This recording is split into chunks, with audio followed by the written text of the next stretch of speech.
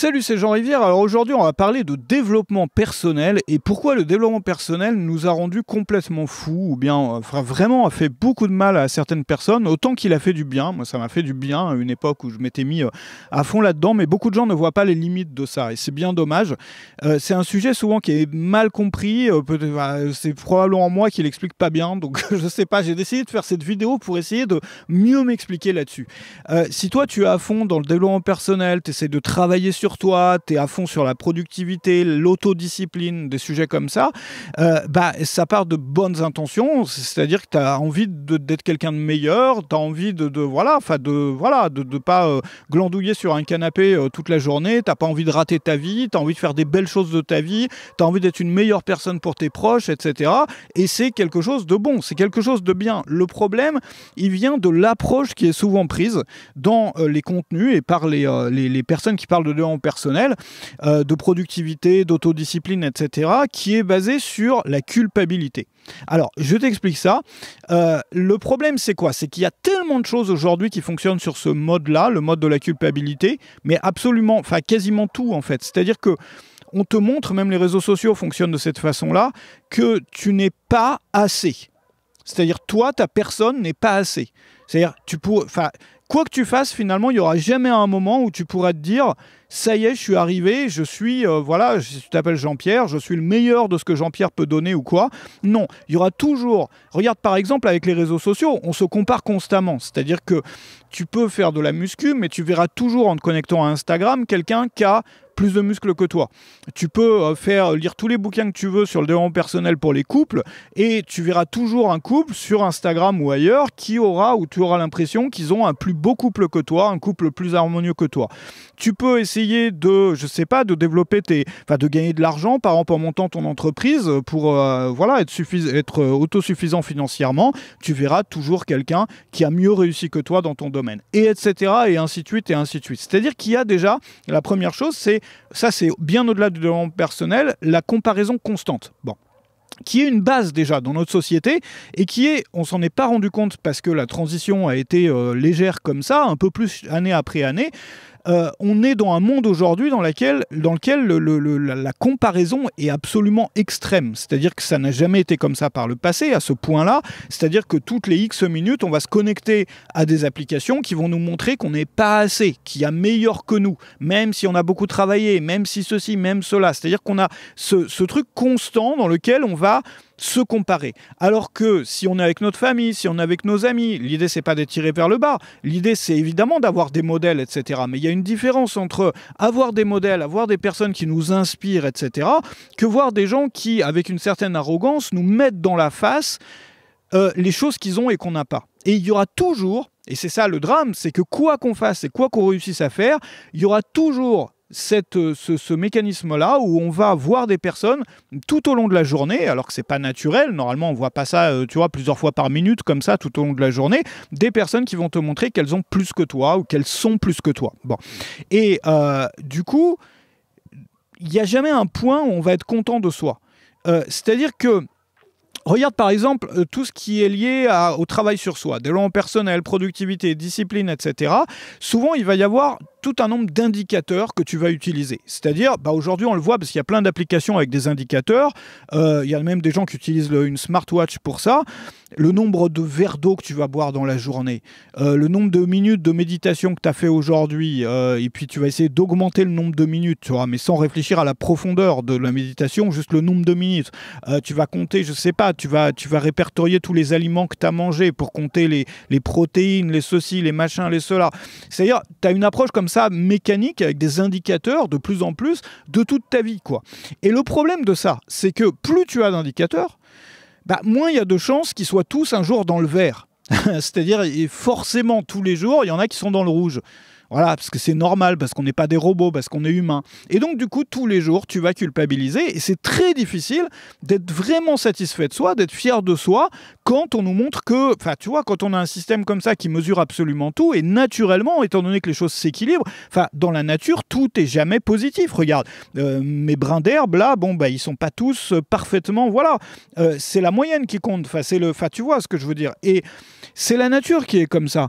La nature, les choses sont pas parfaites dans la nature. Si on voulait tout mesurer, on serait jamais satisfait. Et finalement, je serais pas satisfait de mon herbe. Bon, il y a des plus belles pelouses que ça, tu vois. C'est pas le but non plus d'avoir une belle pelouse. Mais bref, plus il y a d'indicateurs, moins on est satisfait. Et donc, en fait, on se traite un peu comme des machines. Tu sais, il y a ces applications où tu mets des croix sur un calendrier. C'est-à-dire, j'ai fait telle chose aujourd'hui. Par exemple, je veux faire le ménage tous les jours, ou méditer tous les jours, ou je sais pas, ne pas boire d'alcool tous les jours, et je vais mettre une case, tu vois. Et le but, c'est de pas briser la chaîne. Alors ça peut aider. Ça peut aider beaucoup de gens. Mais le problème, c'est quoi? C'est que c'est pas suffisant, c'est superficiel. C'est-à-dire, ces approches-là, elles sont mécaniques. C'est juste un chiffre. On n'a pas essayé d'apprendre à se connaître. On n'a pas essayé d'apprendre à se connaître. Moi, je crois qu'on a besoin d'un cadre nouveau qui ne marche pas sur une échelle, qui ne marche pas sur un jugement de valeur. Tu sais, je trouve que, aujourd'hui, c'est devenu invivable, cette histoire de jugement, de comparaison, etc.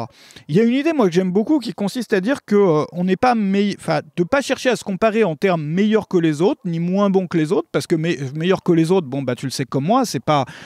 Le but, c'est pas d'être meilleur que les autres, au final, c'est d'avoir une belle vie. Et on s'en fout si l'autre à côté, il a plus d'argent que toi, ou qu'il a plus de ceci, ou qu'il arrive mieux à méditer, ou qu'il mange plus de protéines que toi. Tu vois, à la fin de la journée, le but, c'est d'avoir une vie qui a du sens.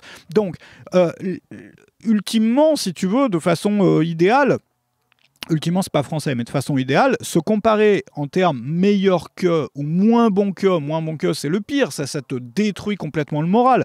Regarde tous les gens de la plus jeune génération aujourd'hui qui ont tous ces problèmes d'anxiété, de dépression, tout le monde en a, mais là, il y a vraiment, parmi les jeunes, c'est un truc de dingue ce qui est en train de se passer en ce moment, qui est lié en grande partie aux réseaux sociaux, mais qui est lié probablement en grande partie à l'intérieur des réseaux sociaux, à cette comparaison constante, en fait. Et quand on se compare constamment, on se sent pas accepté.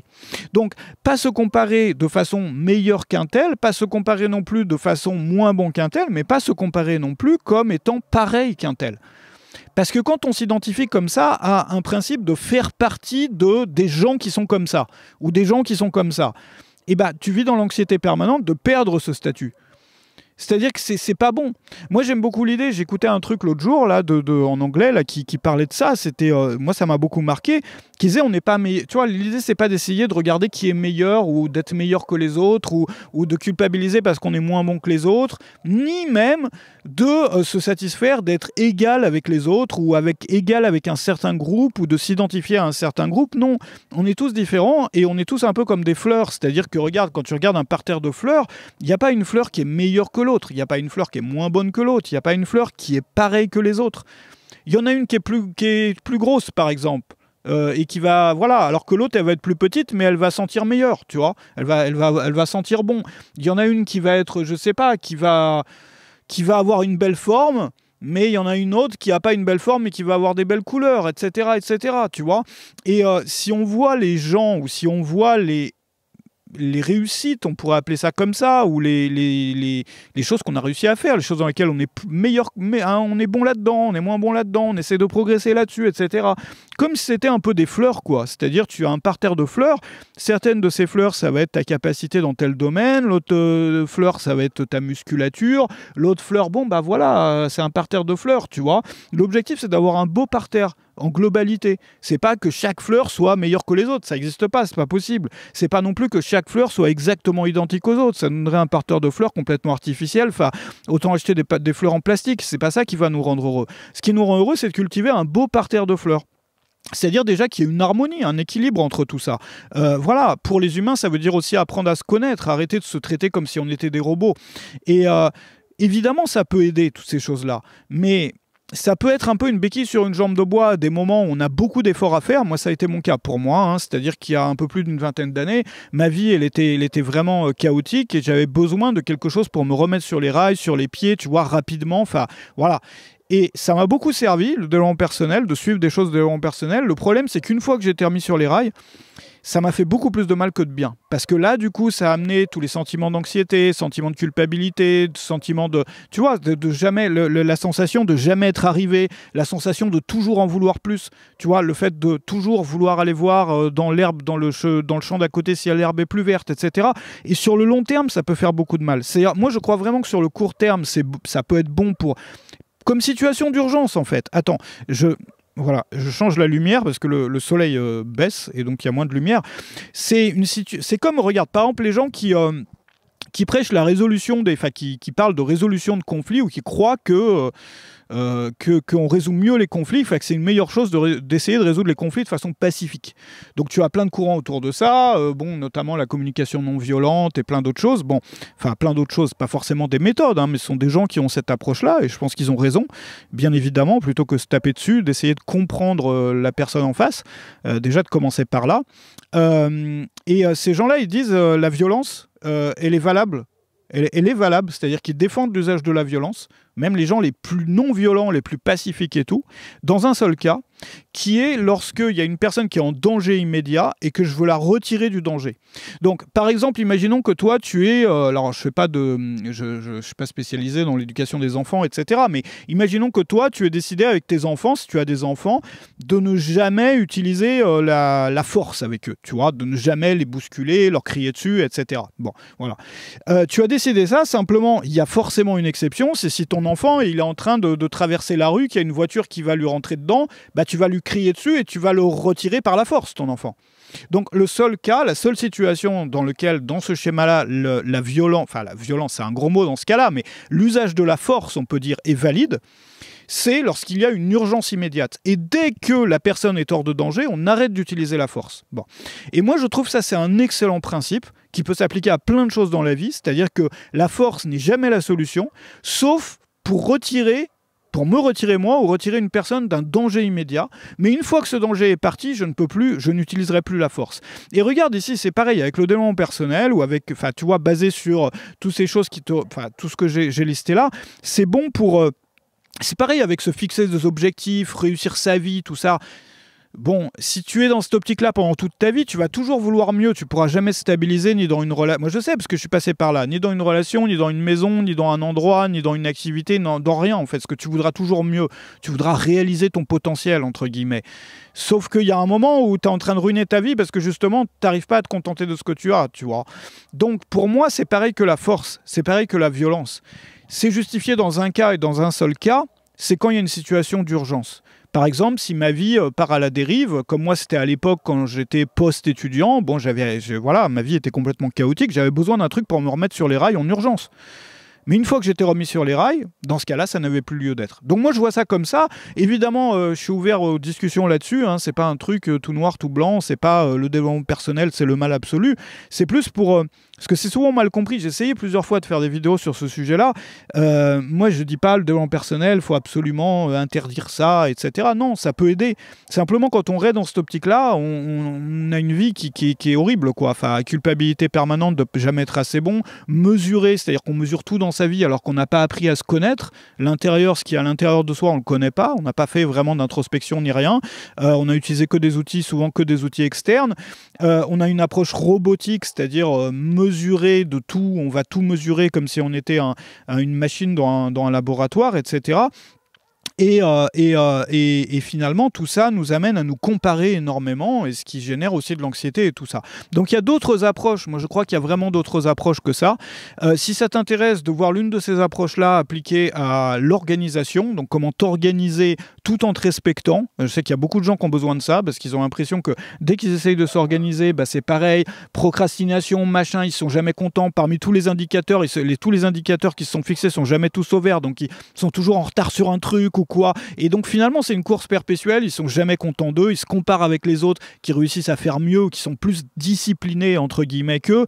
Bref, donc je te propose de regarder ça et de continuer sur la vidéo d'ailleurs qui est sur la page de présentation de la formation, parce que même si tu suis pas la formation, tu peux accéder à la vidéo qui est libre sur le lien qui se trouve en dessous, et tu vas pouvoir déjà découvrir pas mal de choses sur cette approche. Voilà, donc je te remercie d'avoir été là avec moi aujourd'hui, j'espère que cette vidéo t'aura donné peut-être une ou deux pistes pour réfléchir.